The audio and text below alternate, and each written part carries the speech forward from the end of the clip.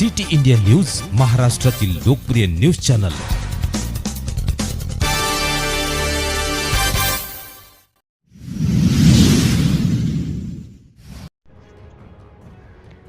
अहमदनगर जिल्ह्यातील सराला येथे प्रवचनाचा जाहीर कार्यक्रमात महंत रामगिरी महाराज यांनी मुस्लिम धर्मीयांचे पैगंबर मोहम्मद साहेब यांच्या जीवनावर टीका टिप्पणी केली। त्यांच्याविषयी चुकीची माहिती देत दिशाभूल करणाऱ्या वक्तव्यामुळे समाजाच्या भावना दुखावल्या गेल्या।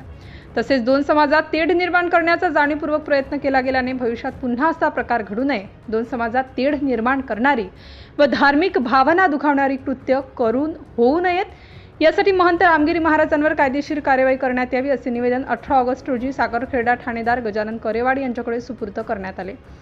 दिलेल्या निवेदनात असे नमूद आहे की भविष्यात कोणीही अशी चूक करू नये, शासनाने अशा लोकांवर कठोर कार्यवाही करून योग्य कारवाई करण्यात यावी असेही नमूद आहे। यावेळी तालुका उपाध्यक्ष युनुस शाह, शहर अध्यक्ष असलम शाह, सचिव जुबेर खान, ग्रामपंचायत सदस्य शेख युनुस, शेख समीर, शाहरुख खान, शेख आसिफ, समीर शाह यांच्यासह समाज बांधव उपस्थित होते।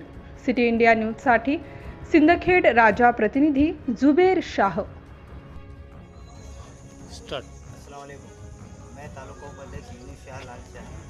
मेरा ये कहना है कि हमने सर को अभी निवेदन दिए और निवेदन ऐसा दिए कि जो गिरी महाराज है, ये गिरी महाराज ने हमारे आका नामदार दो जाके सरकार सल्लल्लाहु अलैहि वसल्लम के खिलाफ में जो इसने जो बोला, इसने जो हमारे भावना दुखाया, तो हमारा ये कहना है कि इसके ऊपर सख्त से सख्त कार्रवाई होना चाहिए और इसके ऊपर सख्त से सख्त प्रशासन ने जल्द से जल्द इस पर अरेस्ट करना चाहिए सर हमारे को, इसको गिरी महाराज को, क्योंकि हम संविधान को मानने वाले लोग हैं, हम संविधान के ऊपर चलने वाले लोग हैं। हम भारत रत्न डॉक्टर बाबा साहब अम्बेडकर को भी मानते हैं और हम गांधी जी को भी मानते हैं, हम चंद्रशेखर आज़ाद को भी मानते हैं, हम राम जी को भी मानते हैं और इसके नाम के अंदर राम है और ये ऐसे काम कर रही है ये गिरी महाराज। तो हमारा कहना ये है कि ये गिरी महाराज को जल्द से जल्द सज़ा होना चाहिए सर।